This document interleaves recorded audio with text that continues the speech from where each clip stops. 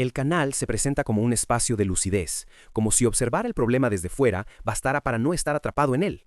Esa es la primera grieta. Hay una división constante entre el que analiza y el que vive, entre la mente que disecciona el bucle y la persona que sigue reaccionando dentro de él. No es una contradicción visible a simple vista, porque el discurso es coherente, articulado y aparentemente crítico, pero esa coherencia es solo interna, no se somete a la prueba decisiva, si transforma la conducta y mejora la vida de quien lo consume.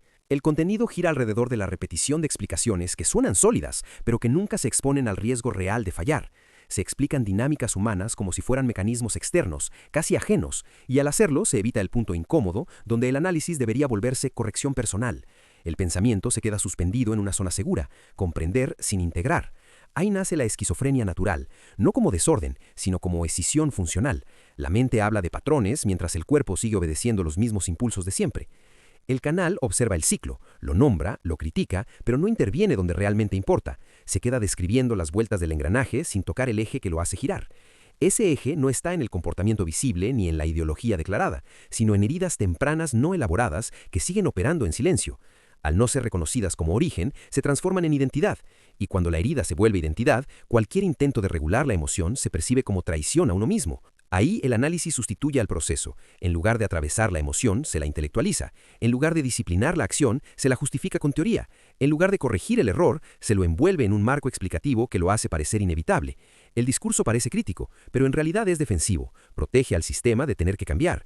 Por eso el bucle no se rompe, porque la explicación no está diseñada para mejorar decisiones, sino para sostener una narrativa estable. La estabilidad es clave.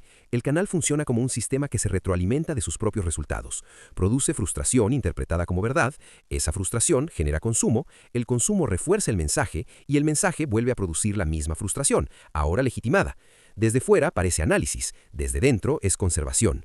No hay ajuste fino, no hay aprendizaje real a partir del error, porque reconocer el error implicaría modificar el mensaje, y modificar el mensaje pondría en riesgo la estructura completa.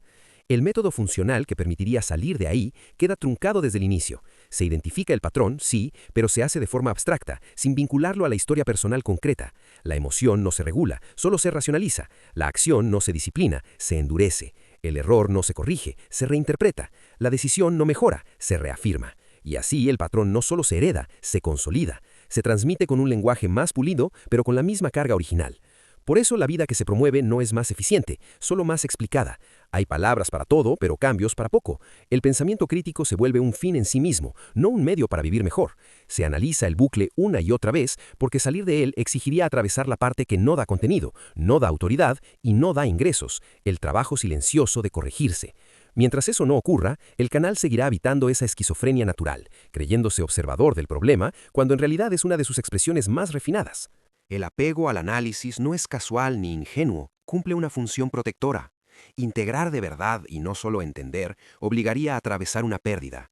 Se perdería la identidad construida alrededor de la herida, la comodidad de la explicación cerrada y el refugio de un discurso que da sentido sin exigir transformación. El canal, como muchos de sus espectadores, confunde claridad con avance y por eso se queda en el umbral.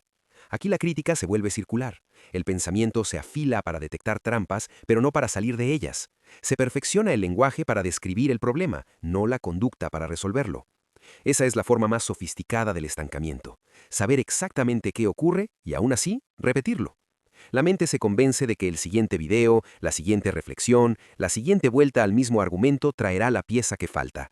Pero la pieza no es conceptual, es práctica, emocional y costosa. El punto ciego persiste porque tocarlo implicaría regular lo que se ha usado como motor. La emoción no se calma, se administra para producir energía discursiva. La acción no se ordena, se orienta a sostener el rol. El error no se asume, se convierta en prueba de que el mundo es así. La decisión no mejora, se refuerza con más argumentos. Todo parece avanzar, pero nada cambia. El sistema se protege de la corrección porque la corrección rompería la coherencia interna que le da sentido. En ese contexto, el origen queda siempre desplazado. Las marcas tempranas que dieron forma a los patrones no se miran de frente, se rodean con teoría. Nombrarlas sin atravesarlas permite seguir funcionando sin desarmar la estructura. Y mientras no se cruce ese umbral, el patrón sigue heredándose, en la forma de hablar, de vincularse, de interpretar el conflicto. Se transmite una herida ordenada, explicada, consciente, pero intacta. La salida existe, pero no es atractiva para un sistema que vive del bucle. Requeriría bajar el volumen del discurso y subir el de la coherencia cotidiana. Requeriría aceptar que algunas ideas no sobreviven a la experiencia y que eso no es una derrota, sino aprendizaje. Requeriría disciplinar acciones pequeñas, corregir errores visibles y tomar decisiones mejores aunque contradigan el relato previo. Requeriría, en definitiva, dejar de producir identidad y empezar a producir vida funcional.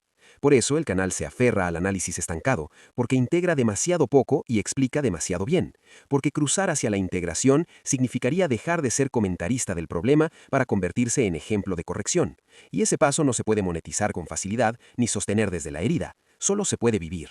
Y vivir de ese modo, menos enemigo y más responsabilidad, es justo lo que el pensamiento ignorante evita, porque ahí se acaba el bucle y empieza algo mucho más simple y exigente, una vida que funciona sin necesidad de justificarse todo el tiempo.